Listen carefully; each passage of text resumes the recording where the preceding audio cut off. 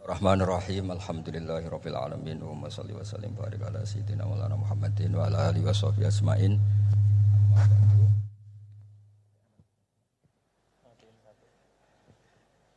Alhamdulillah niki ngaji bareng juga enggak ngerti polanya juga. Ya, yang terhormat nih wonten Bapak Rektor, wonten Mas Zainul Masdi, wonten Ketua Badan Wakaf Mas Warsono Muhammad sedanten saya hormati. Ini katanya untuk bahagia. Jadi saking pentingnya untuk bahagia itu sampai Allah itu kadang ngendikan hal yang enggak penting, tapi menjadi penting karena untuk bahagia. Jadi kalau Allah tanya Nabi Musa ketika ketemu dipanggil itu, wa ma tilka biyaminika ya Musa, yang kamu bawa itu apa? Padahal ketika dipanggil itu kagetnya bukan main. Misalnya pegawai UI dipanggil rektor itu kagetnya bukan main. Bawaannya rektor itu mesti nyalahkan. Mesti pikirannya orang itu mesti ketua badan wakaf ya sama. Mesti mau negur atau apalah. Nah, bawaan orang dipanggil atasan itu grogi, maka Allah ngendikan yang rileks. Kamu bawa apa? Gitu. Yang kamu pegang tangan kanan kamu itu apa? Masa Allah tanya sekedar gitu kan karuan. Wong kita manusia saja tahu yang dibawa Musa itu apa tong? Kok Allah malah tanya? Banyak analis, banyak mufassir, banyak ahli hakikat yang berpendapat Allah itu menghilangkan groginya Nabi Musa. Sehingga tanya yang ringan. Jadi saya mohon ini pimpinan di sini juga kalau tanya anak buah yang ringan-ringan. Wes sarapan. Oh. Jadi kalau sosokan disiplin itu bukan sunnatullah, saya jamin itu. Apalagi tanya saya, kenapa Gus terlambat? Mulai saya, pulang saya. Tuhan yang Tuhan saja sebaik itu kok rektor sama badan wakaf kok sekeras itu gitu. Jadi ini bukan gojlok supaya jadi orang yang dekat Allah gitu. Jadi ditanya, wa ma tilka biyaminika ya Musa. Kamu bawa apa ke sini? Yang di tangan kanan kamu itu apa? Nabi Musa jawabnya ya lucu ya sederhana. Ini tongkat Gusti. Tak pakai menggembala kambing, tak pakai ini itu. Bisa masih bilang dan lain-lain. Kayak laporan keuangan dulu, kalau susah nerangkan itu dan lain. Terakhir ditutup waliya fiha ma'aribu ukhra dan masih ada lagi yang lain. Di depan Allah. Kamu lapor audit di badan wakaf, diterima enggak laporan lain tadi? Ini teman saya lama ini. Saya di UI itu sudah lama, cuma inginnya dikenal Allah, tapi sekarang malah dikenal rektor. Aduh repot lagi. Saya dulu dari anak Profesor Zaini itu mulai 2000, tahun 2000. Dekat sekali dengan saya. Sering ke rumah saya, ke kontrakan saya, karena diskusi tafsir.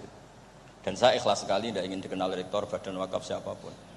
Karena keluarga saya itu, bapak saya itu wali. Jadi kalau wali itu kepinginnya dikenal Allah.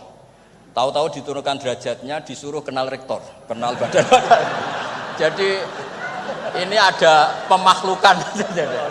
Ya ada pemakhlukan. Turun dulu baru naik. Ya. Jadi saya artinya gini, saya di sini itu sohibul bait. Jadi tadi Mas Masdi itu keliru kalau nanti saya ngisi. Saya ini sohibul bait, nanti yang ngisi ini. Maksudnya seperti itu maksudnya. Jadi, karena tuan rumahnya saya Pak Warsono. Ya, ini tamu ya. Tapi ternyata pemakhlukan itu penting. Di dalam ilmu tafsir diantaranya itu dikenal namanya tanazzulatul maulah. Allah itu menurunkan martabatnya. Allah sebagai Tuhan tentu tidak pernah menghutang kita, tidak pernah merasa dikasih karena semuanya itu milik Allah. Tapi Allah untuk memotivasi orang amal itu ngendikan Allah man dzalladzi yuqridu waha qardan hasana. Siapa yang mau menghutangi saya? Allah itu tentu tidak butuh hutang kita karena kan semua milik kita itu milik Allah. Tapi supaya orang termotivasi amal, merasa superior, merasa heroik, saya mau menghutangi Allah, saya mau menolong Allah. Padahal Allah huwan nasir, Allah ni'mal maula wa ni'man nasir. Tapi Allah mengistilahkan dirinya intan suruwaha, jika kalian menolong Allah. Wahal yahtaju ilan nasri, tentu tidak, Allah tidak butuh pertolongan kita. Tapi itu tanazzulan. Allah yang Tuhan saja menurunkan derajatnya untuk komunikasi dengan manusia. Artinya kalau saya makomnya sudah fana kenal Allah, saya juga ikhlas turun derajat kenal rektor gitu. Jadi itu insya Allah tidak masalah. Gitu.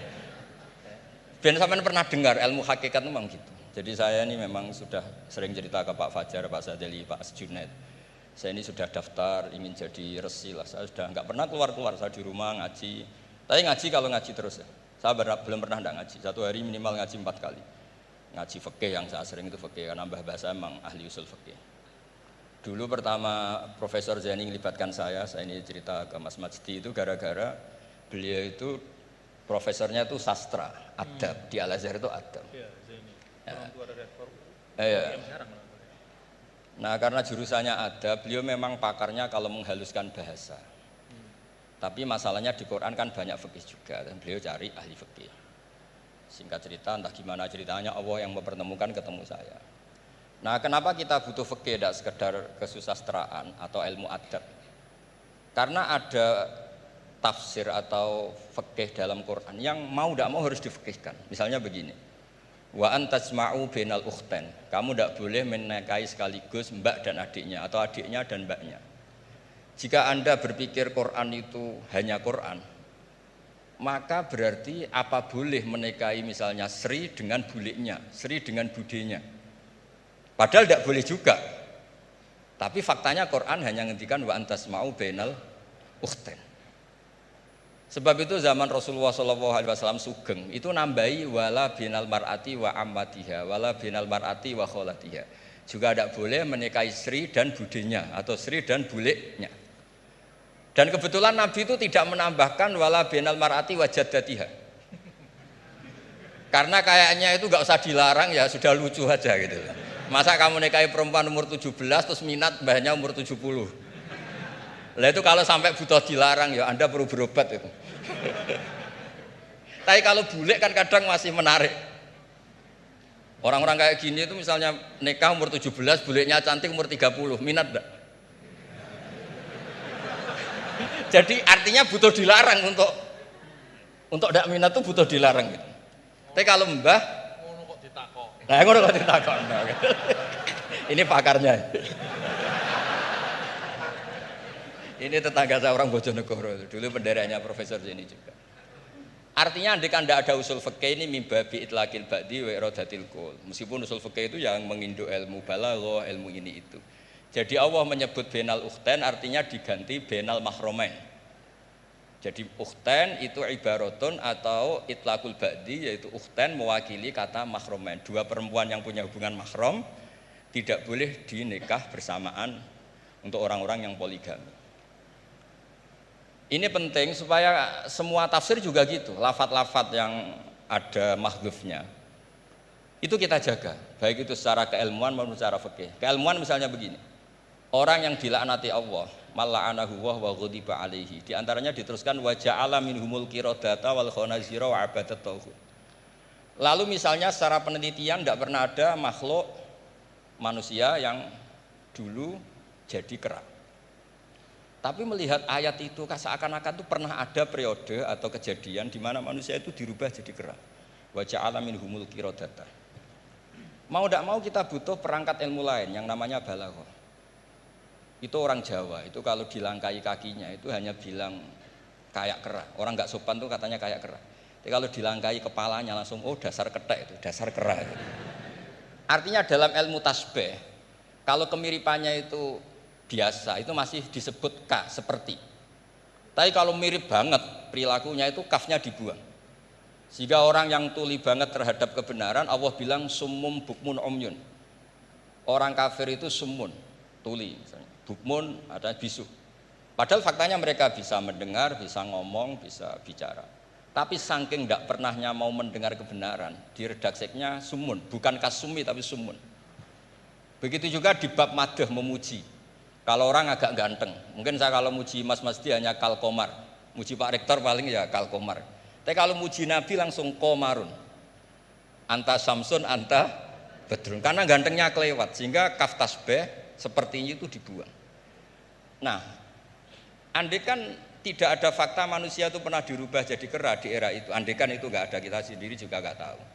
Kita masih bisa menganalisis dengan teori balaghah tadi. Wa ja'ala minhumul qiradata kal qiradah. Mereka atau mislal qiradah, mereka dijadikan Allah laksana kera, tidak berakhlak, tidak beretika, tidak bermoral.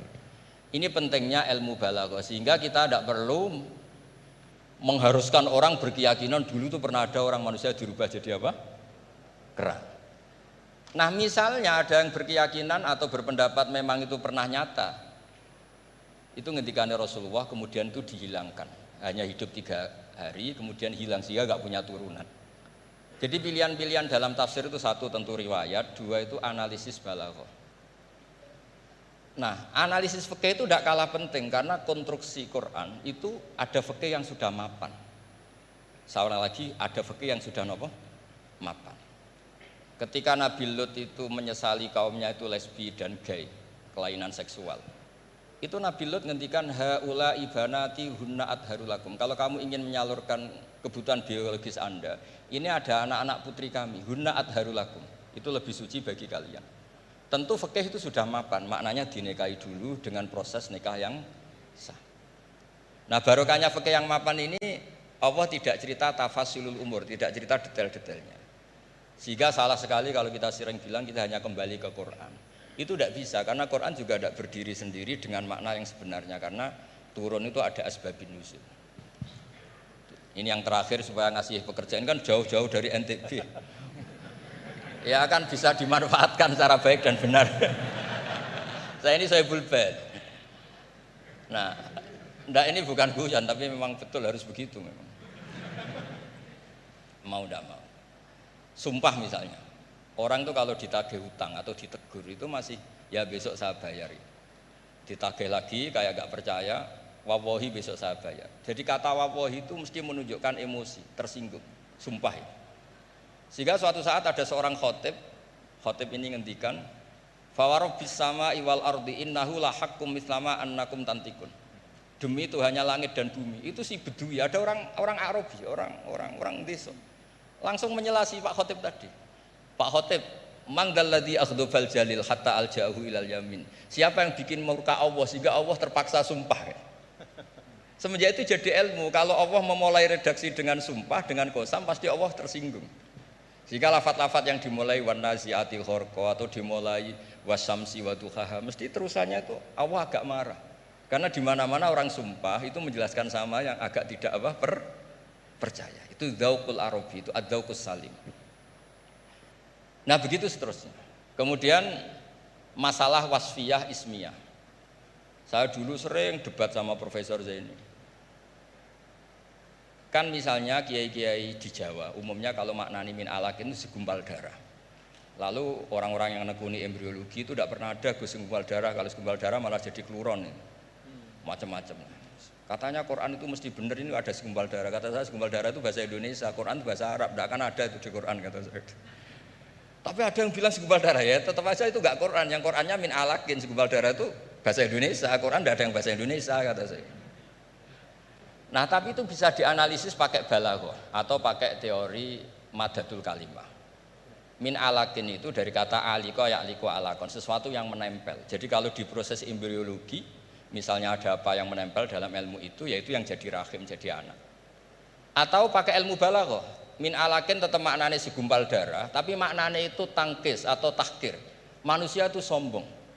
Padahal materinya sama yang sekarang jadi sama dengan materi yang sekarang jadi segumpal darah. Yaitu kita yang seperti ini materinya ya sperma, segumpal darah yang seperti itu juga materinya sperma. Kok kamu sombong? Materi kamu sama dengan materi min alakin.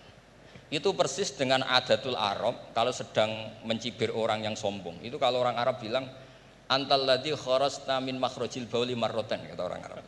Kamu adalah manusia yang keluar dari jalannya kencing 2 kali. Keluar dari penis lelaki ya lewat jalur kencing, keluar dari ibunya juga lewat jalur kencing. Supaya orang enggak sombong itu orang Arab bilang antal ladzi kharajta min makhrajil bauli marratan. Nah, min alakin itu dalam konteks itu karena begitu angkuhnya Abu Jahal, begitu angkuhnya kafir-kafir Quraisy, sampai diingatkan Allah ulang, kamu ini materinya min alakin, sejenis itu mbok yo jangan yatgha. Buktinya terusannya ayat kalla innal insana layatgha, manusia itu sungguh angkuh. Nggih niki pun deal nggih, jenengan harus sepakat saya ini Sohibul Bait sama Pak Warsono sama Pak Rektor, ini tamu yang diundang untuk ceramah tafsir. Kalau ndak berarti asawaha wa rasulah.